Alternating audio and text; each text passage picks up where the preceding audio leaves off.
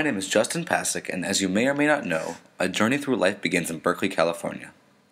My entire life, I lived in the same house, not once entertaining the thought that I would ever leave. I developed an extremely strong bond with the community that defines the unique city of Berkeley. While my wacky, liberal city had a population of over 100,000, I consider the San Francisco Bay Area as a whole, with its 9 million inhabitants, as my greater community. As I graduated high school, there was a collective feeling of sadness that hung over my classmates and I.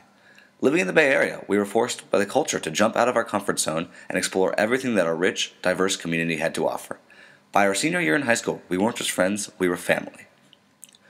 When I was accepted in the NUin program at Northeastern, there was no question in my mind where I'd be spending next semester. Immediately upon acceptance, I was thinking about nothing besides Greece. In this way, I was fulfilling the cultural expectations of a Bay Area product. However, as departure time grew closer, I started to become more and more nostalgic.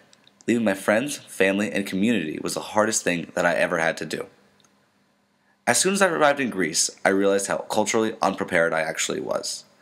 Suddenly, dollars turned into euros, English was now Greek, supermarkets and 7-Elevens were replaced by smaller markets and kiosks.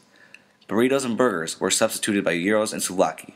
But scariest of all, my friends and family, my everything, were traded in for a 150 college freshmen who had no idea who I was or where I was from. An important component of my time here in Greece was my service learning experience at the Anatolia College Counseling Office. My job description could be summed up as an assistant to Anna Kennedy, one of the counselors in the office. Our team of about 8 NUin students could do research about colleges and universities at a much more efficient level than Anna could do herself. However, the most constructive component of the service learning at the College Counseling Office was not the work, but rather an in-depth understanding of the process involved in applying to a university in the United States. International students must go through extra hoops to get the same quality education that is taken for granted in the United States. Besides having a proficiency in English, students must take extra international standardized tests. They also must be willing to move far away and leave the culture that they are raised in. The most alienating factor for international students, however, is the cost involved in studying abroad in the United States. Many schools do not have this nearly the same amount of financial aid available to international students as is provided to American citizens. Of the schools that do provide significant aid to international students, they are mainly costly private universities that start around $50,000 a year. No longer will I take for granted the country in which I live, and the resources that are so readily available to me.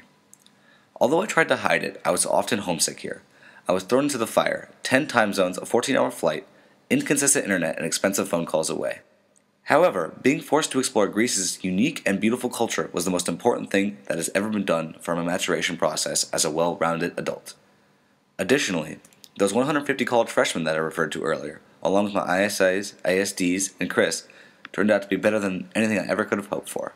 A successful trip would not have been possible without the strong connections that I have made over the past 3 months. Now, at the conclusion of my time in Greece, I have a much broader cultural understanding of the world. I have fine-tuned my ability to adapt to unfamiliar situations, but most importantly, I've developed many new friendships, some of which will hopefully never break.